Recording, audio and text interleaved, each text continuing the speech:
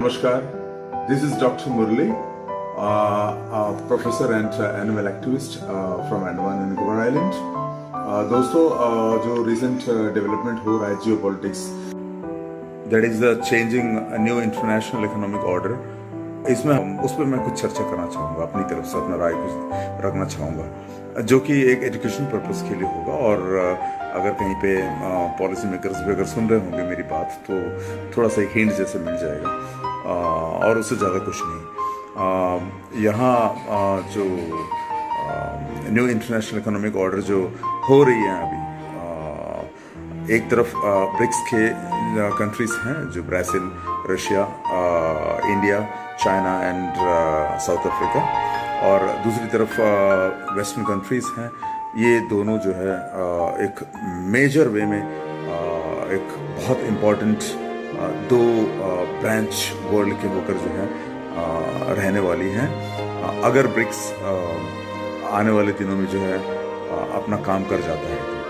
तो इसमें दो राय ही नहीं है कि डॉलर का वैल्यू आने वाले दिनों में बिल्कुल जो है कम होने वाली है। जो पावर पिछले 70 साल से अपने हाथ में रखे हैं वो एकदम जो है रिड्यूस हो जाएगा, इसमें कोई दो राय नहीं है। और ब्रिक्स जो आज के तारीख में जो परचेसिंग पावर पैरिटी जो एक 20-30 साल पहले अगर आप देखें तो ब्रिक्स की जो है कंपैरेटिवली जो है 60% तक आ गया है, जो कि 20% हुआ करता था एक 25-30 ईयर्स पहले।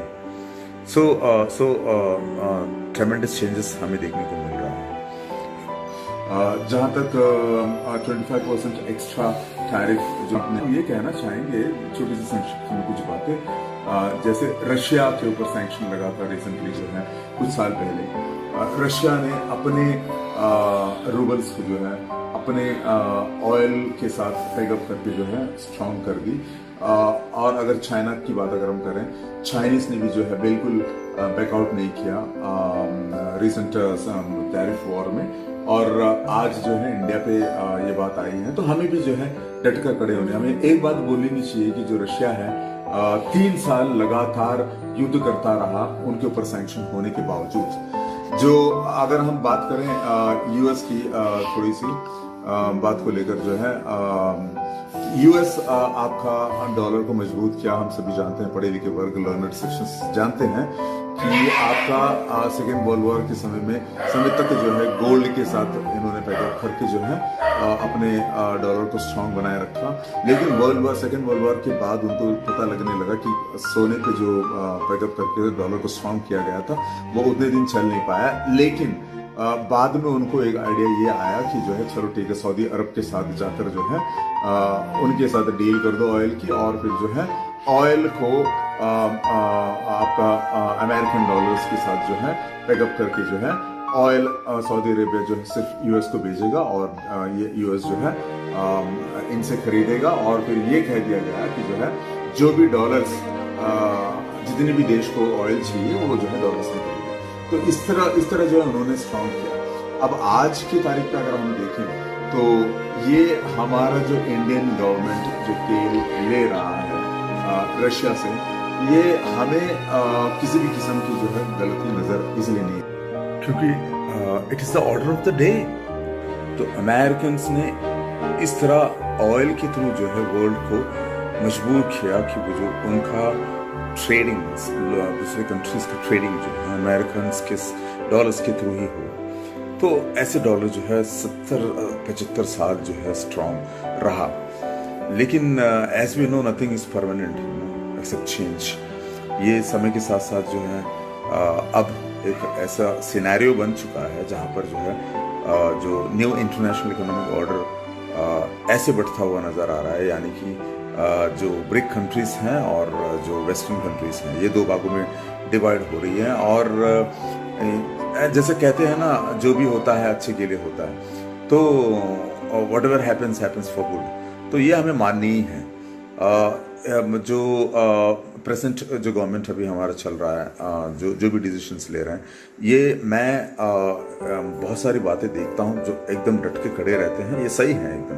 जो डिसीजंस जितनी भी लिया जाता है, ऑफ कोर्स कुछ डिसीजंस कभी कभार कुछ हो सकती हैं, ऐसे हम इंसान हैं, लेकिन जो भी डिसीजंस लिया जा रहा है वो बहुत हद तक स्ट्रेट फॉरवर्ड और सही डिसीजंस हैं। बिकॉज रशिया से ऑयल खरीदना जो है for any deal, you know, cheap price पे अगर माल अगर मिल रहा होगा तो वही हम कोई भी कंट्री लेना पसंद करेगा। जहाँ तक अमेरिकन इकोनॉमी की बात है, जिसको एक सब्स्टिट्यूट जिसे मानते हैं वेस्टर्नर्स, पर्टिकुलरली अमेरिकन्स, उनका कुछ न्यूज़ चैनल्स ये भी कह रहे थे कि अमेरिकन इकोनॉमी एक तरफ और चीप गुड्स अगर एक तरफ अगर देखा जाए रशियन की, तो उन्हें लग रहा था कि जो है अमेरिकन इकोनॉमी की तरफ ज़्यादा झुकाव होगी और चीप गुड्स को हम ना लेकर। तो ऐसे नहीं हुआ। चीप गुड्स को हम लेकर जो है हमने ये साबित कर दिया कि हम अपने इकोनॉमी को सेफ गार्ड करने के लिए जो है किसी भी हद तक जा सकते हैं, और ये होना भी चाहिए, और इस गवर्नमेंट का मैं सराहना करता हूँ एकदम। और जहाँ तक आपकी चाइनीज़ इकोनॉमी की बात हो और दूसरी तरफ अमेरिकन इकोनॉमी की बात हो, हम ये बिल्कुल नहीं कह रहे हैं कि अमेरिका से हम जो रिलेशन कट कर रहे हैं, यानी कि वो तो संभव है ही नहीं। लेकिन जहाँ तक चाइनीज़ इकोनॉमी और अमेरिकन इकोनॉमी की बात अगर हो, तो नेचुरली चाइना हमारा नेबर है और हमें बॉर्डर इश्यूज तो है, उन इश्यूज को जो है नज़रअंदाज करते हुए जो है this is high time for us कि वो हम ब्रिक्स नेशंस की करेंसीज को और ब्रिक नेशन की जो एस्टैब्लिशमेंट जो होने को है, एक करेंसी की ओर हम अग्रसर हो। और इसमें इंडिया की भूमिका भी जो है, जो यूपीआई है, यूपीआई इंटरफेस के जरिए जो है हम बहुत सारे और कंट्रीज़ को जोड़ सकते हैं। जैसे चाइना अपने आप को स्ट्रॉन्ग किए हैं, आज चाइना जो है बहुत सारे कंट्रीज़ के लिए रॉ मटेरियल का सप्लायर बना हुआ है। तो naturally in the long run जो है हम भी ऐसे कर सकते हैं, क्योंकि हमें एक बहुत बड़ी सीख ये लेनी है कि जब रशिया वॉर करते हुए अमेरिकन का सैंक्शंस को झेल गया, तो हमारे लिए तो कुछ नहीं है। आज हमारा कंट्री वो कंट्री नहीं रहा है जो 50 साल पहले इंडिपेंडेंस के समय रहा हो। आज हमारे कंट्री का जीडीपी ग्रोथ रेट बहुत आगे बढ़ चुका है। आप किसी भी मंच पे ले लीजिए, सॉफ्टवेयर की टेक्नोलॉजीज में ले लीजिए, इंडियंस जो है आर प्रूविंग अ लॉट। तो भले हम जो है आज मेक इन इंडिया के तहत जो है हम अपनी तरफ से हम बहुत जोर शोर से जो है पहल की है, और ये एक सराहनीय स्टेप है हमारा जो प्रेजेंट गवर्नमेंट की तरफ से, और ये होनी चाहिए। देखिए, अगर हम ये डर के बैठे रहेंगे कि जो है अरे भाई क्या होगा क्या नहीं होगा आने वाले दिनों में, तो ये सॉल्यूशन नहीं है। किसी भी बड़ा रेवोल्यूशंस में टर्मोइल ज़रूर आता है और एक डर और चिंता का विषय तो बना ही रहता है। ये सैंक्शंस भले ही थोड़े दिन के लिए हमारे लिए संघर्ष वाली बात हो, लेकिन we have to find out better solution for this, and we have to at any cost speed up towards the establishment of our own currencies, that is BRICS countries own currencies। and ये वक्त का तकाजा है कि definitely आने वाले दिनों में डॉलर जो है कमज़ोर होगा ही होगा, और ब्रिक्स की जो करेंसी है ये definitely more than 60% of the world's trade को अट्रैक्ट करने की चांसेस मुझे लग रहा है, जहाँ तक मेरी अपनी ऑब्जर्वेशन है। हाँ, मेरी जहाँ तक मेरी एनालिसिस की जो बात चल रही है, अगर मैं बता रहा हूँ जस्ट ऐसे ही, अगर मैं प्राइम मिनिस्टर की जगह पे होता और प्रेजेंट गवर्नमेंट वाले जो टीम हमारे साथ होती, तो मैं भी वही करता जो आज हम कर रहे हैं, क्योंकि अल्टीमेटली कंपटीशन हो रहा है। There is competition throughout the world towards changing economic order, and उसके साथ साथ अगर हम कदम से कदम ना मिलाकर चलें तो ये संभव ही नहीं है, और इस कंपटीशन में हमें आना ही है। 1992 में न्यू इकोनॉमिक पॉलिसीज हम लाए, तो उसमें भी उससे पहले भी हम बहुत घबरा रहे थे कि हम अपने इकोनॉमी को कैसे ओपन करें, कैसे दुनिया को जो है के साथ हम कम्पीट करें। लेकिन along with the passage of time हमने ये देखा कि हमारा कंट्री, हमारे जो एंटरप्रेन्योर्स हैं, हमारे जो कंपनीज हैं, वो टफ कंपटीशन दिए और we could withstand the competition with the rest of the world. और फिर हमारे जो पॉलिसीज, फॉरेन डायरेक्ट इन्वेस्टमेंट की जो पॉलिसीज रही हैं, दैट वाज ट्रेमेंडस। और उसी का नतीजा है कि आज हम देख रहे हैं कि हम वर्ल्ड के साथ कदम से कदम मिलाकर चल पा रहे हैं। तो ये भी एक जर्क है, एक टर्बुलेंस है रेवोल्यूशंस आने से पहले। And this is gonna to be a great revolution for most of the BRIC countries. आज अमेरिका का जो दादागिरी है, वो चाहे आप ब्राजील के साथ देखिए या फिर जो है रशिया के साथ देखिए या इंडिया के साथ देखिए, how dare he saying that कि Indian economy is a dead economy. बताइए आप। तो ये जो है इतना अंडर एस्टिमेट करके चलना जो है, ये this is you know too much of over confidence. उनका अपने कंट्री का, अमेरिकन का बहुत सारे ऐसे वीडियो क्लिपिंग्स अभी आया है जिसमें उनको लग रहा है कि जो है साहब ने जो है बहुत गलती कर रहे हैं। और जाहिर सी बात है, मुझे भी वो लग रहा है कि जो है गलती हो रही है उनकी तरफ से। और हमें बिल्कुल बैकअप नहीं करनी है, बैकआउट नहीं करनी है, हमें बिल्कुल जो है सरेंडर नहीं करनी है। हमें अपने कंट्री के हित में जो भी डिसीजंस जो अभी प्रेजेंट सरकार ले रहे हैं वो एकदम सही ले रहे हैं। और हम सारे पब्लिक, जो भी लर्नड पब्लिक इंडिया के हैं, वो प्रेजेंट सरकार से सहमत हैं। मैं अपने पर्सपेक्टिव बता रहा हूँ और मुझे लगता है कि बुद्धिजीवियों को जो है साथ रहना ही चाहिए। हमें जैसे हम बहुत सारे संघर्षों में इंडियंस एक होकर रहे हैं, और ये भी एक ऐसा समय है जब हमें एक होकर हमें टफ फाइट देनी है। We are there with you, the present government. Many Americans have started regretting for the decision, the recent decision. देखिए आप। We apologize. I apologize for millions upon millions of Americans that voted for him. We didn't know that he would do this, but we are so sorry.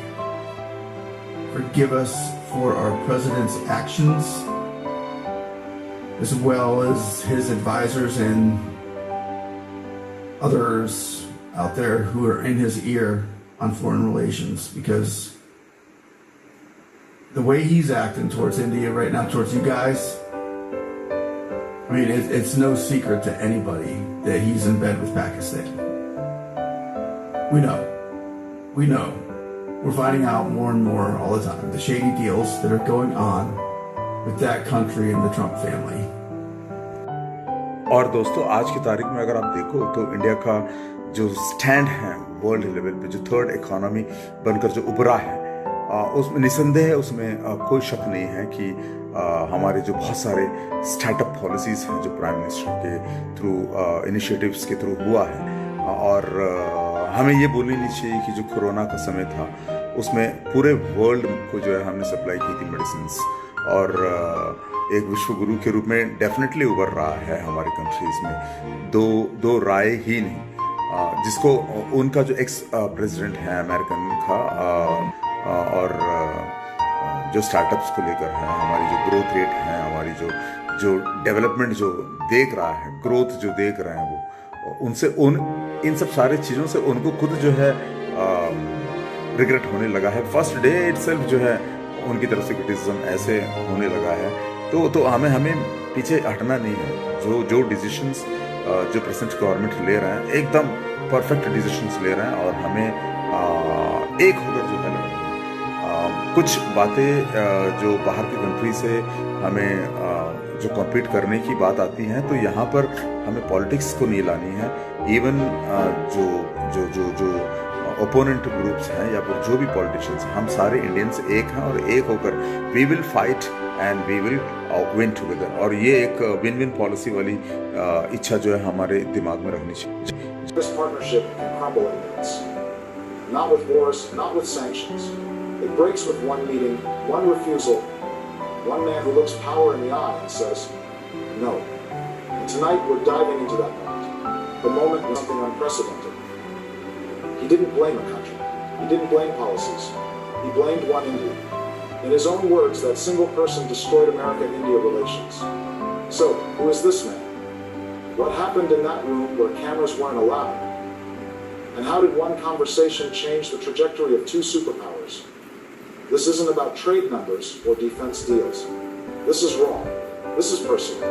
This is about the collision between American expectations and Indian pride. This is about one voice that refused to bend and made the most powerful man on earth take it personally. So stick with me, because once you hear what really went down behind those closed doors, you'll never see global politics the same way again. Look, it wasn't that long ago when India was just another developing country. That's the polite way the West used to say not important. They saw poverty, they saw chaos, they saw a nation grateful for whatever attention it got from the big players. What they completely missed was the hunger, the determination to rise. Today, India isn't asking for permission anymore. The International Monetary Fund says India is now the fastest growing major economy on the planet. While Europe fights recession and America worries about inflation, India is building. The numbers don't lie. GDP growth is outpacing Germany, Japan, even the US itself. This isn't just recovery. This is dominance. From the tech towers of Bangalore to the financial districts of Mumbai, money is flowing like never before. Since 2016, over 75,000 startups have launched, making India the world's third largest startup ecosystem.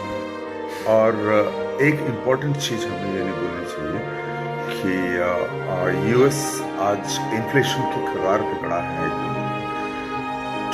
Two digit inflation वहाँ पर होने की आसार बहुत सारे areas में हो चुका है। और नॉट ओनली इन्फ्लेशन, अब जब उनको हमारे यहाँ से कमोडिटीज जाना थोड़ा सा कम होगा तो naturally they are also depending on our goods. भाई इम्पोर्ट हो रहा है, हमारे वो लोग इम्पोर्ट कर रहे हैं हमसे, अगर हम एक्सपोर्ट कर रहे हैं तो वो भी इम्पोर्ट कर रहे हैं ना। तो वो इम्पोर्ट कर रहे हैं तो उनकी इम्पोर्ट अगर रुक गई तो नेचुरली इन्फ्लेशन जो अभी चल रहा है उनके वहाँ पे तो वो तो बढ़ना ही है, जाहिर सी बात है। और नॉट ओनली इन्फ्लेशन बढ़ना वहाँ पर, एक और मज़ेदार बात यहाँ देखिए कि उनका country highly technological advance country है, तो प्रोडक्शन भी उनका वहाँ पर वो अगर मेक इन अमेरिका अगर बोलते हैं तो वो बनाने दीजिए उनके तरफ से। उनके वहाँ स्टैग्नेशन होगा अगला स्टेप, इन्फ्लेशन के बाद जो है स्टैगफ्लेशन, सॉरी स्टैग्नेशन के साथ इन्फ्लेशन अगर जुड़ गया तो स्टैगफ्लेशन हो गया वहाँ पे इन्फ्लेशन प्लस स्टैग्नेंसी आ जाएगा। एक बार अगर स्टैग्नेंसी अगर आ गया वहां पर तो स्टैगफ्लेशन हो गया, और ये स्टैगफ्लेशन अगर आ गया तो उनका कमर तो टूटना ही है। और ये हमें भी झेलना है, ये जस्ट एक पेशेंसी देख रहे हैं वो, और उस पेशेंसी में परसिवियरेंस हमारा भी जो है इतना होना चाहिए कि हम आधे रास्ते में ना टूटे। हमारे यहां अगर इन्फ्लेशन होता है तो हमारा 140 करोड़ का पॉपुलेशन है, बहुत बढ़िया मार्केट बेस है, हमारा जो प्रोडक्शन है वो एब्जॉर्ब हो ही जाएगा। हमारे पास जो रिजर्व्स हैं हमारे कंट्री में आज की डेट में वो कम से कम एक 6 महीने साल भर तक हम झेल सकते हैं। हमारा जो प्रोडक्शन है अगर ज्यादा हो रहा है, सरप्लस हो रहा है, तो उसको जो है उसे जो है हमारे कंट्री में ही भले जो है जो नहीं बिक रहा है वहां पर जो है हमारे कंट्री में कम रेट में थोड़ा सा दे दो, कोई प्रॉब्लम नहीं, हम झेल लेंगे। हमारे कंट्री के लोगों को थोड़ा सा कमोडिटीज थोड़ा चीपर रेट में थोड़े दिन तक मिलने दीजिए, थोड़ा सा न्यूट्रलाइज हो जाएगा। लेकिन इनका प्रोड्यूसर्स का जो है थोड़ा सा लॉस होना ही है थोड़ा सा थोड़े दिन तक। लेकिन इसी बीच हमें बहुत अच्छा मार्केट इंटरनेशनली पकड़नी है जाकर, और हम जरूर पकड़ेंगे। हमें प्रेजेंट गवर्नमेंट के ऊपर बहुत भरोसा है और हम डेफिनेटली अच्छे मार्केट पकड़ेंगे। और उनका पॉपुलेशन नहीं है, उनका प्रोडक्टिविटी का सेल कहाँ ढूंढेंगे वो? एक इंडिया, ब्राजील और चाइना ही तो है वर्ल्ड ओवर पॉपुलेशन जहां पर है मार्केट, जहां पर है आज के डेट में। जय हिंद, जय Bharat. If you appreciate our video and its mission, please take a moment to like, share, and subscribe. Your support goes a long way in raising awareness for our cause. We invite you to visit our NGO, CAS, by searching for us on Google. If you find value in our work, we would love for you to rate us with a 5-star review. Every positive rating helps us reach more people who care about animal welfare. Additionally, don't forget to explore our website for more updates and ways to get involved. Subscribe to stay informed about our latest initiatives and events. If you're passionate about animal welfare, consider reaching out. You can contact us via phone or email at snickhat2016@gmail.com or jemuraleblair@gmail.com. Together, we can create a better world for our furry friends.